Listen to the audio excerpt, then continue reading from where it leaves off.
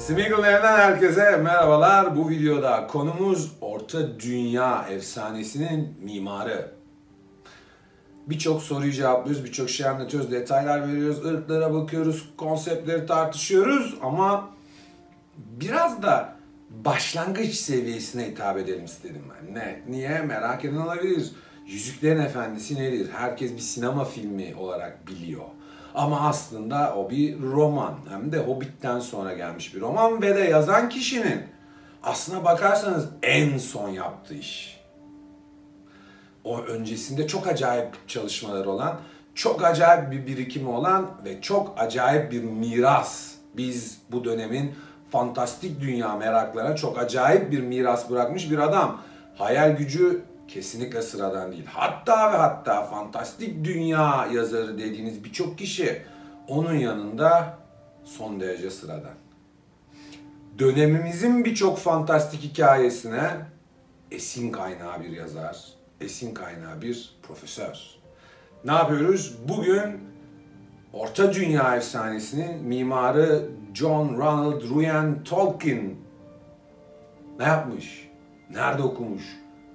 Ne ürünler, çıkan, yaptıkları, ettikleri, yaşadığı hayat, askerliği, roman yazmaya nasıl başladığı, öğrenciliği, mezuniyeti, her şeyle bugün Tolkien üzerine acayip bir video seyredeceğiz. Ne yapıyoruz? Smeagol'den herkese merhabalar diyoruz ve videomuza başlıyoruz. Şimdi öncelikle nereden başlayalım? Okunmasından adının. J.R.R. Tolkien diye görüyoruz ancak okurken tabi biraz bizim dilimize de kolay olmadığını kabul edelim. Ne yapıyoruz? John Ronald Reuel Tolkien. Oxford sözlüğüne göre okunuş bu. Tartışmaya açık değil. Biraz daha tabii bizde zor bazı şeyler. Yani o Reuel dediğimiz bölümü aslında onlar söylemese çok da bulabileceğimiz bir şey değil. Çünkü dilimize uygun bir ismi yok. Ama sonuç nedir? John Ronald Reuel Tolkien. İsim budur. 3 Ocak 1892 doğum tarihi, 2 Eylül 1973 hayata gözlerini kapattığı tarih. Şair, filolog, yazar, profesör, yani birçok şey aslına bakarsanız. Genel olarak değerlendirmeye bakarsak çok iş yapmış, çok fazla macera geçirmiş. Asker bölümü de var. Belki de kimliğinin en zayıf noktası ama önemli değil, o da var. Ne demiştik? John Ronald Reuel Tolkien. Evet, şimdi öncelikle bir iki tane sıra dışı unvanı var. Bunlara girelim isterim. Çünkü değişik, artık ne denir bilmiyorum, ilginç bir durum bu.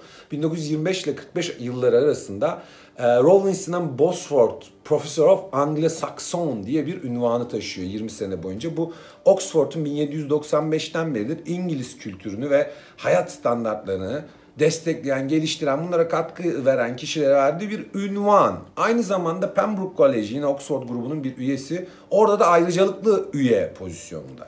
Üstte bir yerlerde yani. Bu ikisinin dışında Merton Professor of English Language and Literature, İngiliz diline katkı sağlayan edebiyat insanlarına verilen bir ünvan bu. 1945 ve 59 yılları arasında bu ünvanı taşıyor. Ve işin komik tarafı bu Merton College'de yine Oxford grubunun bir üyesi ve 1260 yılından beridir hayatını sürdüren bir kolejden bahsediyoruz. Etkileyici bulduğumu söylemek zorundayım. Daha sonra durumumuz nedir? Inklings grubu var. Bunu duymuşuzdur. Biliyorsunuz profesör arkadaşları toplandı ve vakit geçirdiği, yazdıkları şiirleri, hikayeleri birbirlerine gösterdikleri bir grup. Tabii ki bu grubun kurucusu kiminle beraber? C.S. Lewis'le. O kim? Narnia Günlükleri diye bildiğimiz o hikayenin yazarından bahsediyoruz. Grup sağlam. Peki bunun dışında nesi var kendisinin? Asıl bombayı 28 Mart 1972'de patlatıyor. Commander of the Order of British Empire madalyası alıyor. Böyle eflatun morlu bir madalya bu. Bayağı özel madalya. Elizabeth II, 2. Elizabeth, Kraliçe Elizabeth bu madalyayı Tolkien'e veriyor ki Tolkien'e. Bu gayet ciddi bir ünvan. Özellikle de bir edebiyatçı için. Evet, kökenine bakalım.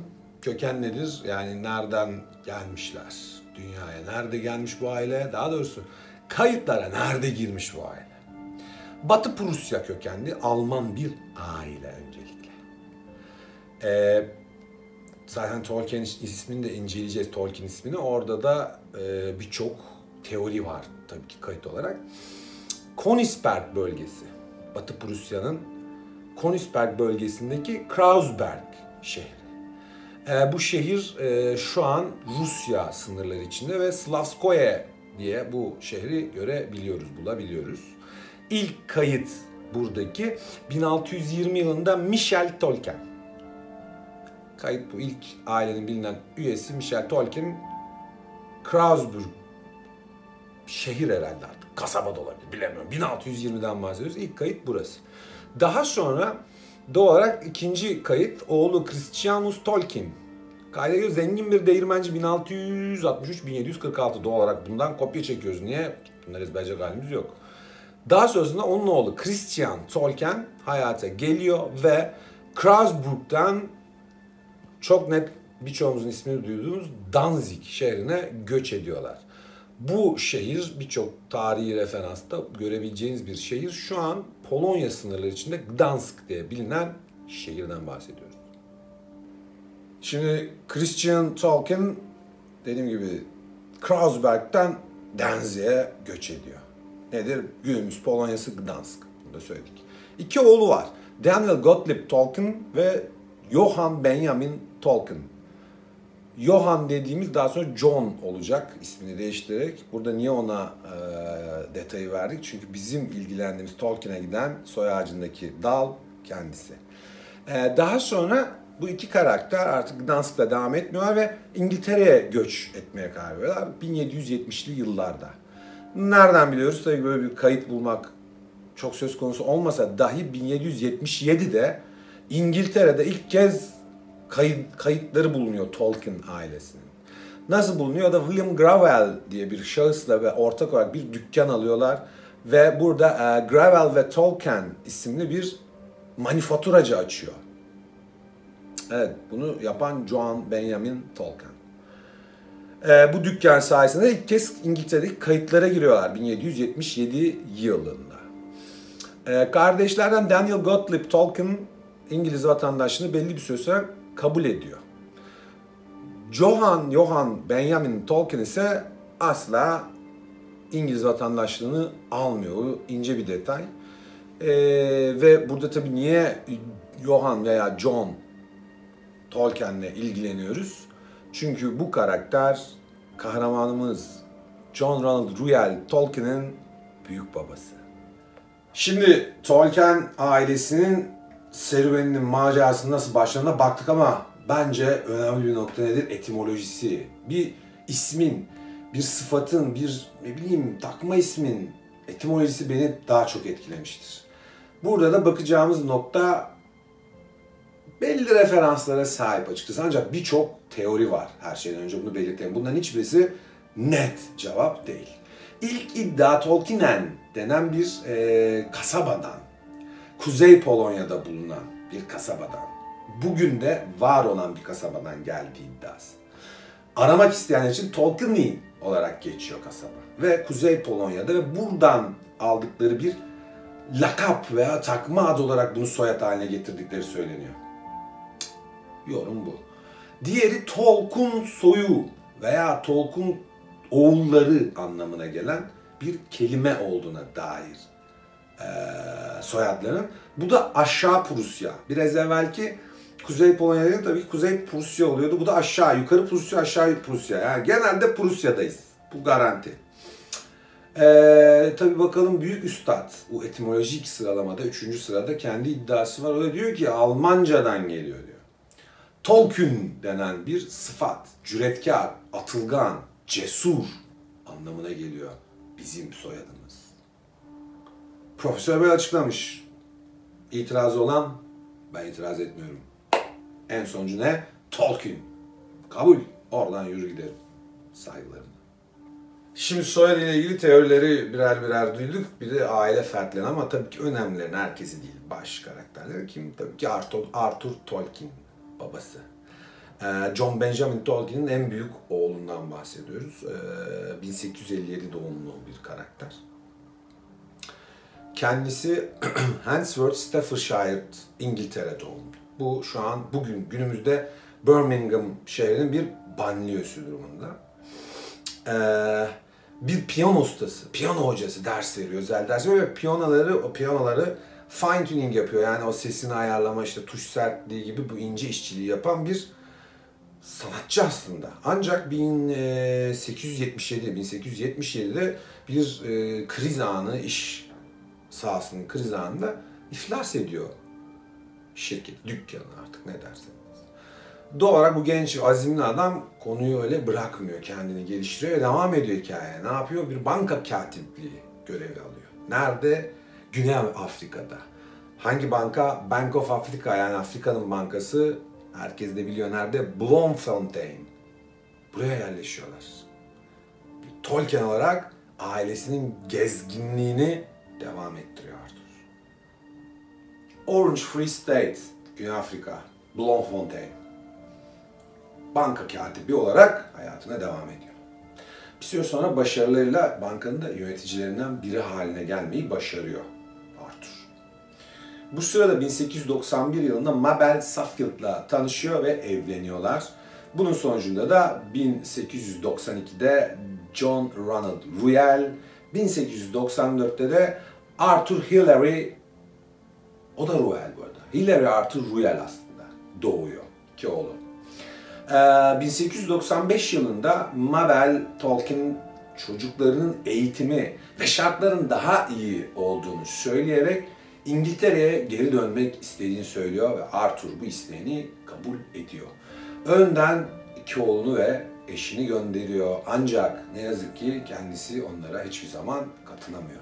Niye? 1895 yılında Mabel Tolkien İngiltere'ye gittikten birkaç zaman sonrasında bir romatizma çeşidi olan ateşli romatizma denen bir rahatsızlığa yakalanıyor ve burada meydana gelen bir kanama durdurulamadığı için de Arthur ne yazık ki ne eşine ne çocuğuna katılamıyor. Ancak bizim konumuz Arthur değil, hızla devam ediyoruz. Babasından sonra doğal olarak annesi Mabel Tolkien, 1870 doğumlu. 14 Kasım 1904 ölüm tarihi. Tabii kocasının erken vefatı zor durumda bırakıyor Mabel Tolkien'i, ancak doğal olarak o da savaşçı bir karakter haliyle ve ailesiyle beraber yaşamaya başlıyor İngiltere'de. Ancak tabii gelirlerinin düşük olmasından dolayı oğullarını kendisi eğitmeye karar veriyor. John Ronald'ın aslında baktığımızda şu anki o gördüğümüz hayal dünyasını yaratan karakterlerden biri Edith Tolkien. Niye? Çünkü oğlu küçükken masal dinleyerek uyumaya çok meraklı.